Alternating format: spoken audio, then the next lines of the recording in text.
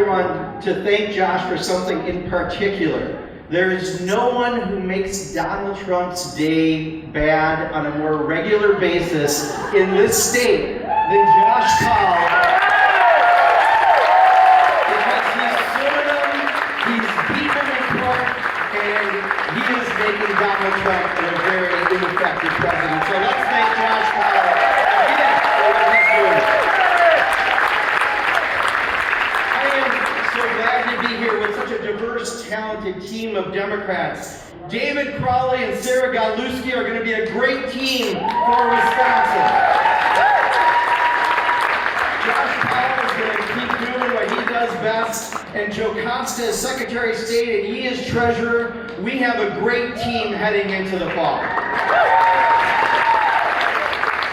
But I think my real value to you today is I may be the only person on stage today who has served with Tom Tiffany his entire career.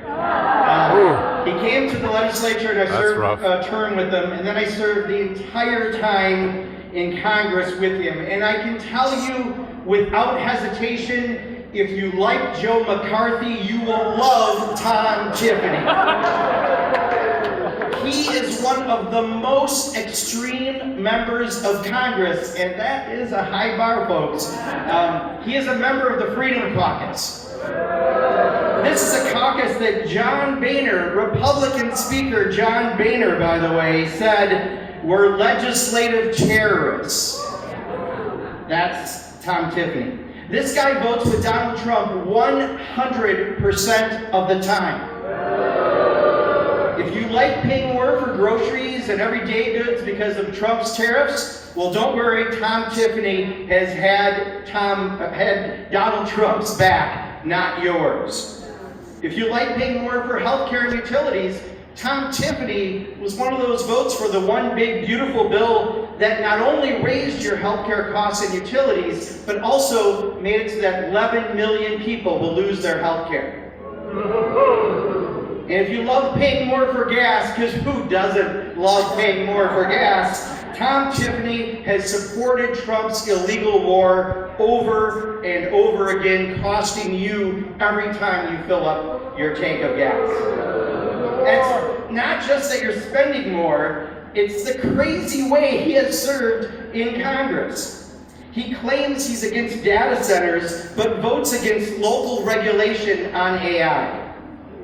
He claims he believes in freedom, but he has the most extreme position on abortion, denying a woman's freedom to choose.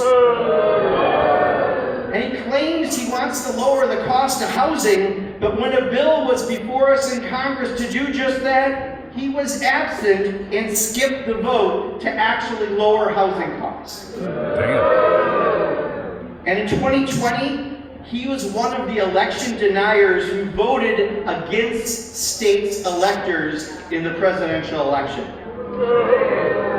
And he fought us at every single step in releasing the Epstein files. Whoa. This guy is extreme through and through. Just last month, he went on a Nazi-ish guy's podcast who defends Camp Auschwitz t-shirts and said Hitler did some good things. Jesus Christ. Are you starting to believe that maybe Tom Tiffany thinks Joe McCarthy was a moderate? Yeah. We have to elect Dave Crowley and Sarah Godlewski as our governor and lieutenant governor.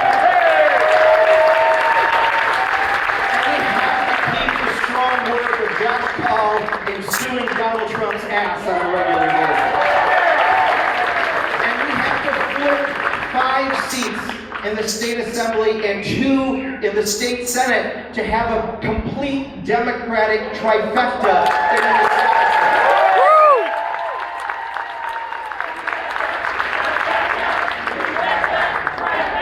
And don't forget, in Dane County, we represent one of the Senate districts and one of the Assembly districts that we can flip that will do that right here in Dane County.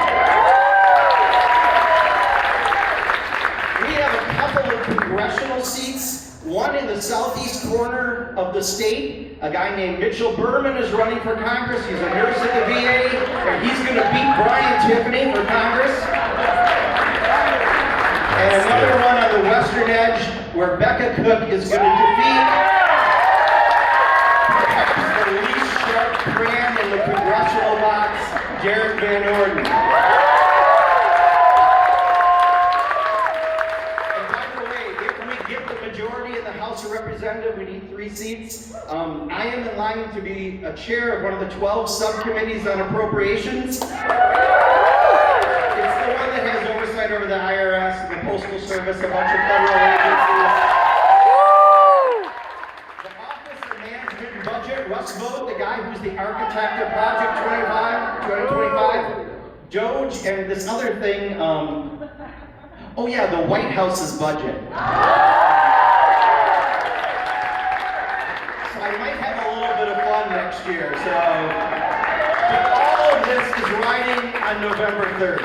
So are you committed to doing everything you can to keep the governorship blue? Are you going to work hard to support the state assembly and state senate?